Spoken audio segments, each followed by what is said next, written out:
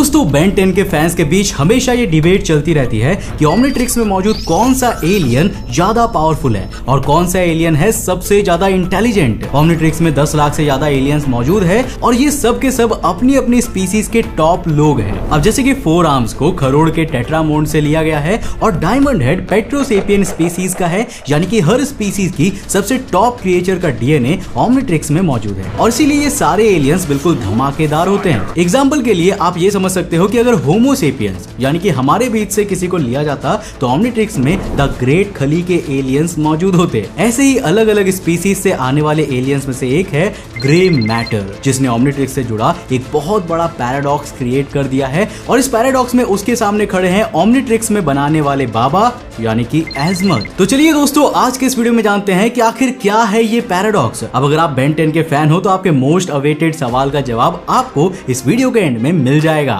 जी हाँ गाइस, कि आखिर ग्रे मैटर ज्यादा इंटेलिजेंट है या फिर एजमथ। तो इसी के साथ हेलो गाइस, मैं हूं कौशिक और चलिए शुरू करते हैं एक और नए एपिसोड। दोस्तों जब बात ग्रे मैटर की आती है ना, तब वो बिना किसी डाउट के ओमनिट्रिक्स का सबसे इंटेलिजेंट एलियन है। और अगर आपने बेन 10 को कॉमिक्स के जरिए भी फॉलो किया है तो आपको पता होगा कि ग्रे मैटर कई सारे मौकों पर ऐसे ऐसे काम कर गया है जिन्हें करना किसी और एलियन की बस की बात नहीं है। फिर चाहे वो ओमनिट्रिक्स को हैक करना ही क्यों ना हो, ग्रे मैटर ने इसे करके दिखाया है। लेकिन यहाँ पर ग्रे मैटर का ओमनिट्रिक्स में होना एक पैराडॉक्स क्रिएट करता है और आपकी जानकारी के लिए बता दूं कि ग्रे मैटर गैल्वन स्पीसीज के डीएनए से आता है। वेल ये स्पीसीज कुछ मैडक जैसी दिखती है और गैल्वन प्राइम नाम के प्लैनेट पर रहती है, जिसे IQ एवरेज के हिसाब से पूरे यूनिवर्स की सबसे इंटेलिजेंट स्पीसीज माना जाता है। इस स्पीसीज का सबसे इंटेलिजेंट आदमी है एजमथ, जिसने ओमनिट्रिक्स को बनाया है। अब दोस्तों यहीं पर एक पैराडॉक्स क्रिएट होता है, क्योंकि अगर एजमथ गैल्वन स्पीसीज का सबसे इंटेलिजेंट क्रिएचर है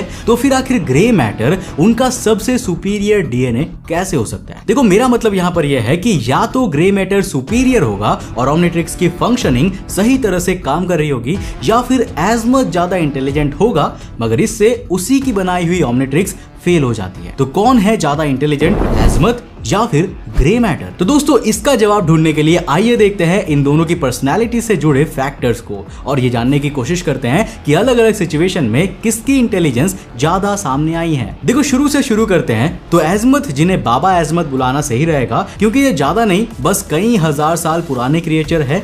उन्हें खुद प्रोफेसर पैराडॉक्स ने कहा था कि वो पूरे यूनिवर्स के सबसे स्मार्टेस्ट क्रिएचर है। प्रोफेसर पैराडॉक्स की बात पर एजमथ ने जवाब देते हुए कहा था कि पूरे यूनिवर्स नहीं पर 5 गैलेक्सीज में सबसे स्मार्टेस्ट उन्हें ही माना जा सकता है। अब देखो एजमथ को उनके इंटेलिजेंस उनकी स्पीसीज के एनहांस होते हुए डीएनए से मिली थी। अब गैल्वन के स्पीसीज के पास ब्रेन पावर होती है और इसी का यूज करके वो इस यूनिवर्स के सबसे टॉप लोग बन गए हैं। अब जैसे कि एजमथ को ही देख लीजिए, आपको जानकर हैरानी होगी लेकिन एजमथ का IQ लेवल 1 नॉनिलियन है, यानी कि अगर 1 के आगे आप 30 जीरो लगाएंगे ना तब जाकर बनेगा 1 नॉनिलियन। और इतना ही IQ है एजमथ का। एजमथ का ये IQ गैल्वन लोगों में सबसे ज्यादा था और इसीलिए उन्होंने चूज किया कि वो एक इन्वेंटर बनेगा। आगे चलकर तरह तरह के एक्सपेरिमेंट्स और इन्वेंशंस के बाद तैयार हुई ओमनिट्रिक्स और एस्कलन की तलवार। ओमनिट्रिक्स के बारे में तो आप सब जानते होंगे लेकिन एस्कलन के बारे में बहुत कम लोगों को पता होगा। दरअसल एस्कलन एक स्वॉर्ड है, जी हाँ एक असली हाईटेक तलवार है। अब ये तलवार इतनी पावरफुल है कि इस यूनिवर्स की फंडामेंटल फोर्सेस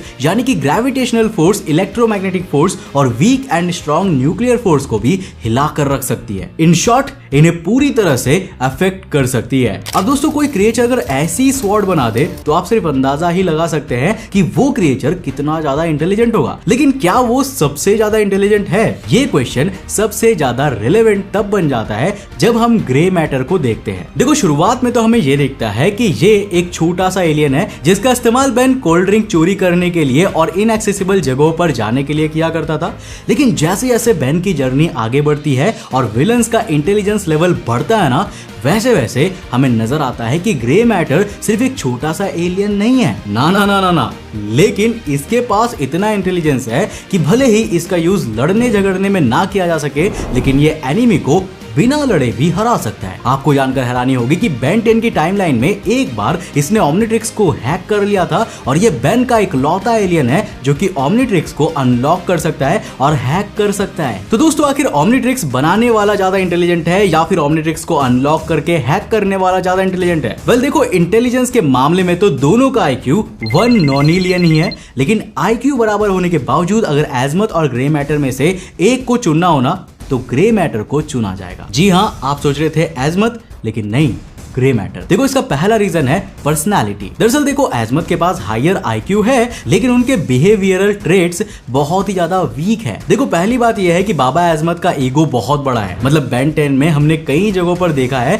कि एजमथ को सिर्फ इसीलिए मुंह के बल गिरना पड़ा था क्योंकि उन्होंने अपने ईगो को कंट्रोल नहीं किया। इतना ही नहीं, एजमथ के पास हारने के बाद बाउंस बैक करने की आदत भी नहीं है। वो इतने डरपोक है कि उन्हें गैल्वन का सबसे डरपोक इंसान कहा जाए तो भी गलत नहीं होगा। हालांकि अगर हम अलग अलग फैन थियरीज में गैल्वन के लोगों के एवोल्यूशन को देखें तो हमें नजर आता है कि ये लोग लड़ाई से हमेशा भागते रहते हैं, इसीलिए इनका शरीर कमजोर होता गया और इवेंचुअली इनका साइज इतना छोटा हो गया। तो डर तो इनकी स्पीसीज में है ही और साथ में हार मान लेना भी इनके स्पीसीज में है। वरना आप सोच सकते हैं कि जिस स्पीसीज का एवरेज IQ पूरे यूनिवर्स में सबसे ज्यादा है उस स्पीसीज में नोटेबल लोग कितने मिलते हैं? सिर्फ एजमथ और उनके फादर। तो कुल मिलाकर एजमथ इंटेलिजेंट होने के बावजूद भी काफी ज्यादा डरपोक है और इसी डर से उनके अंदर आता है गिव अप करने की पर्सनालिटी ट्रेट, जो कि ग्रे मैटर के अंदर बिल्कुल भी नहीं है। देखो ग्रे मैटर के पास इंटेलिजेंस के साथ साथ प्रॉब्लम सॉल्विंग की भी स्ट्रेंथ है, लेकिन ये कैसे हो सकता है? क्योंकि वो तो गैल्वन स्पीसीज का है, तो ऐसे में उसके पास फाइटिंग स्पिरिट और प्रॉब्लम सॉल्विंग कहां से आती है? वेल इसका सोर्स है बेन टेनिसन का ब्रेन। आपको मालूम होगा कि जब कोई एलियन एक्टिवेट होता है ना तो उस एक्टिवेशन के समय बेन और उस एलियन का DNA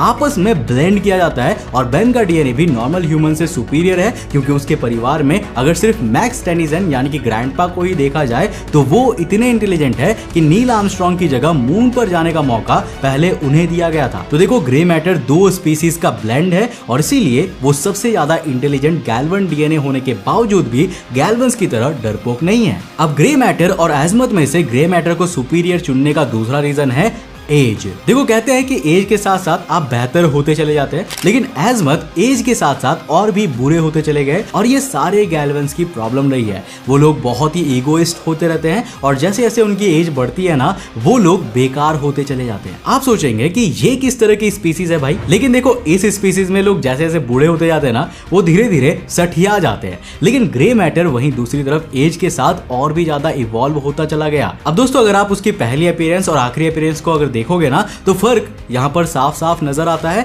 और मैक्स टेनिसन को देखते हुए ये कहा जा सकता है कि जब बेन उस उम्र तक पहुंचेगा तो उसके DNA और गैल्वन DNA को मिलाकर कुछ गॉड लेवल इंटेलिजेंस प्रोड्यूस होगी। तो ये थे रीजंस ग्रे मैटर को एजमथ से भी ज्यादा सुपीरियर मानने का। अब अगर आपके पास इंटेलिजेंस है और आप उसे एप्टीट्यूड की तरह इस्तेमाल नहीं कर सकते तो देखो वो इंटेलिजेंस बिल्कुल बेकार है और इसी कारण से ग्रे मैटर इस राइवलरी में आगे निकल जाता है। मगर एक आखिरी पॉइंट ऑफ व्यू के बारे में और बात कर लेते हैं तो हम ये भी देख सकते हैं कि भले ही ग्रे मैटर इस राइवलरी में आगे निकल जाए, जीत हमेशा एजमथ की ही होती है क्योंकि एजमथ ने ही ग्रे मैटर को बनाया है और जब वो ओमनिट्रिक्स को बना रहे होंगे तो उन्हें पता होगा कि वो सबसे सुपीरियर गैल्वन DNA बनाने जा रहे हैं जो कि इंटेलिजेंस में भले ही उनके बराबर हो लेकिन दूसरी स्पीसीज से ब्लेंड होने के कारण उनसे ज्यादा बेहतर होगा। देखो हमारे एजमथ बाबा ने ईगोइस्ट होने के बावजूद भी ये किया, तो क्या इस राइवलरी में वो इसी पॉइंट से जीत जाते हैं? आपका इसके बारे में क्या कहना है नीचे कमेंट करके जरूर बताना और अगर आप बेन 10 के फैन हो तो इस वीडियो को लाइक किए बिना बिल्कुल मत जाना, अपने फ्रेंड्स के साथ शेयर जरूर करना।